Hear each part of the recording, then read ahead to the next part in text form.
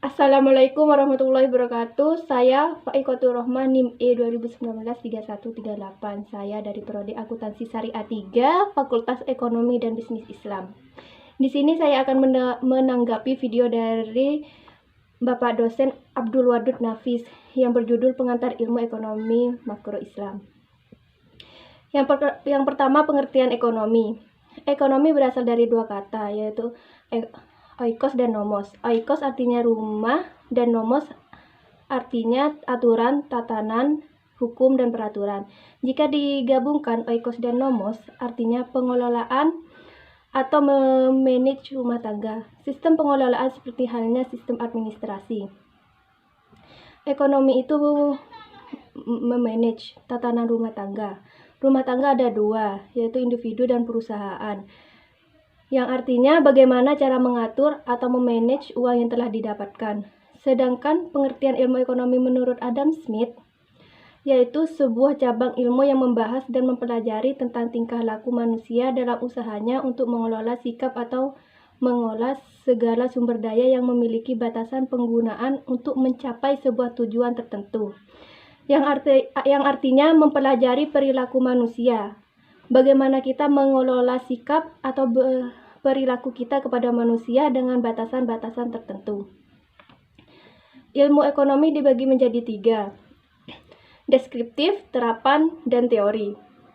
Yang pertama, ilmu ekonomi deskriptif. Ilmu ekonomi deskriptif adalah kajian yang memaparkan secara apa adanya tentang kehidupan ekonomi suatu daerah atau negara pada suatu masa tertentu. Contohnya ekonomi Indonesia pada era Orde Baru. Disebut ekonomi deskriptif, kita hanya memaparkan apa saja tentang kondisi ekonomi di suatu daerah. Yang kedua, ilmu ekonomi terapan. Ilmu ekonomi terapan adalah cabang ilmu ekonomi yang membahas secara khusus tentang penerapan teori ekonomi dalam suatu rumah tangga produksi. Contohnya, ekonomi moneter, ekonomi perbankan, ekonomi perusahaan. Yang artinya ilmu ekonomi terapan yang membahas suatu ilmu yang digunakan. Contohnya perusahaan, yaitu menggunakan ekonomi moneter atau perbankan. Yang terakhir, ekonomi teori. Ekonomi teori adalah ilmu ekonomi yang membahas gejala-gejala yang timbul sebagai akibat perbuatan manusia dalam usahanya meningkatkan kesejahteraan masyarakat.